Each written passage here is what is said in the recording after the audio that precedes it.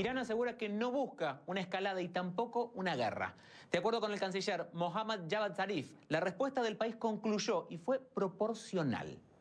Sin embargo, el funcionario advirtió que los iraníes se defenderán ante cualquier agresión. Mientras tanto, en Washington gana terreno la sospecha entre funcionarios de la administración Trump de que los misiles iraníes evitaron deliberadamente zonas pobladas por ciudadanos estadounidenses. Vamos con Jodor Khalid, investigador del Instituto de Diversidad Cultural de la Universidad 3 de Febrero y analista internacional, para hablar justamente de todos estos temas. Khalid, muy buenas tardes, gracias por estar con nosotros. Y luego de estas palabras, esto que estamos viendo, ¿podemos pensar que lo peor ya pasó, al menos momentáneamente? Tal, buenas tardes. Yo coincido con esa postura, teniendo en claro o habiendo visto las declaraciones, tanto desde el gobierno iraní como de Estados Unidos. Creo que ambos han tratado de poner paños fríos por el lado iraní, diciendo que con esto se concluía digamos, la venganza por la muerte de Soleimani, mientras que Trump, por otro lado, lo que planteó fue que no iban a dar una respuesta inmediata, que iban a evaluar primero las pérdidas, y que mientras tanto lo que iban a hacer era imponer nuevas sanciones económicas. Creo que esto también le da un poco de tiempo a la situación para distenderse, para relajarse y evitar acciones apresuradas de cualquiera de los dos actores, ¿no? Por un lado, Irán dándole la seguridad de que cumplió con su amenaza, y por otro lado, Donald Trump tomando su tiempo para evaluar la situación. Hace unos días veíamos las imágenes de los funerales de Soleimani con una cantidad de gente impresionante, pero ¿cómo se vive en Irán toda esta situación y luego de esta respuesta iraní con este ataque a las bases iraquíes? Porque de aquí conocemos mucho la situación de los Estados Unidos, pero ¿cómo se vive en Irán todo lo que está pasando? En Irán, sin duda que para la sociedad en general y para el gobierno en particular, fue un golpe muy duro el perder a Qasem Soleimani en el medio de un ataque de Estados Unidos. Lo tomaron muy mal desde el lado de que entienden que están siendo humillados. Por lo tanto, esperaban una respuesta del gobierno iraní ante el asesinato de Qasem Soleimani en Irak.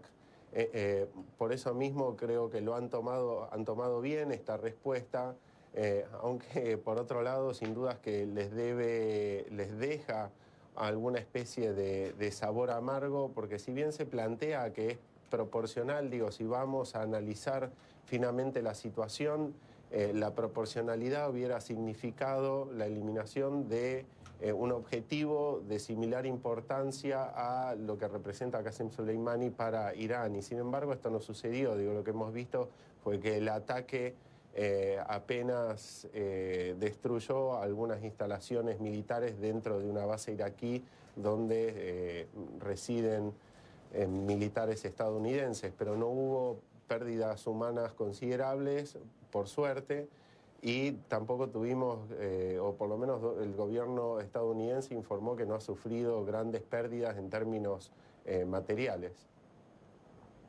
¿Y cómo quedan los vecinos de Irán? Hoy el presidente iraquí justamente decía que no quería que su país quedase en el medio y fuese el teatro de operaciones de este conflicto entre Estados Unidos e Irán. ¿Cómo queda Irak hoy en el medio de este conflicto donde Irán ataca a Irak, pero con bases donde hay tropas de los Estados Unidos?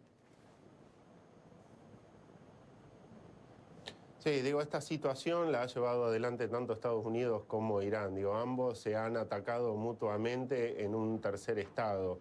Ambos han violado la soberanía de Irak y han cometido, por lo menos Estados Unidos cometió un asesinato e Irán destruyó instalaciones militares, con lo cual Irak efectivamente se ha transformado, y ya hace un tiempo que lo viene siendo, en el teatro de operaciones de un conflicto entre Estados Unidos e Irán. De hecho, digo, agregando a estos comentarios que vos bien hacías del gobierno iraquí, digo, el mismo gobierno iraquí también estaba proponiéndose como un mediador entre estos dos países, justamente para evitar este tipo de situaciones y que este conflicto de baja intensidad escale en el nivel de violencia, afectando a la sociedad iraquí.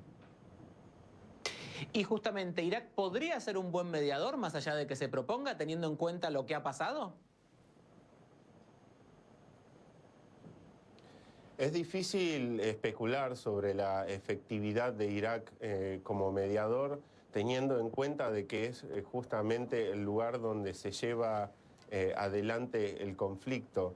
En términos de política internacional, lo más justo sería buscar un mediador que esté por fuera de los participantes del conflicto y que tenga la legitimidad suficiente como para funcionar como mediador. Digo, no buscar a un organismo o un tercer país el cual se entienda que desde un principio va a tener una inclinación hacia un lado o al otro, porque esto nos va a llevar definitivamente a un callejón sin salida, básicamente a no encontrarle una resolución al conflicto entre ambos países. Recién estábamos hablando de Irak y justamente tenemos una información de último momento que el ejército de Irak le confirmó a CNN que luego de estos ataques a las bases, tanto de Al-Assad como de Erbil, también cayeron 2 misiles en la llamada zona verde de Bagdad sin causar ningún tipo de desastres, pero lo que sí muestra es que justamente Irak en medio en su totalidad, podríamos decir, porque ha tenido no solo ya 2 puntos, sino 3, y lo que es su capital, Bagdad, donde ha habido también ataques con misiles, con lo cual pone la situación sacándola, digamos, a este tercer país en este teatro de operaciones, como recién decíamos, con un rol mucho más preponderante del que creíamos, ¿o no? Siempre va a tener un rol preponderante Irak en este conflicto entre Irán y Estados Unidos. Recordemos que Irak fue ocupado a partir de 2003 por Estados Unidos, hay una gran presencia militar, también tenemos una presencia militar iraní muy importante, con lo cual Irak es el teatro de operaciones y es donde se juega el futuro de este conflicto.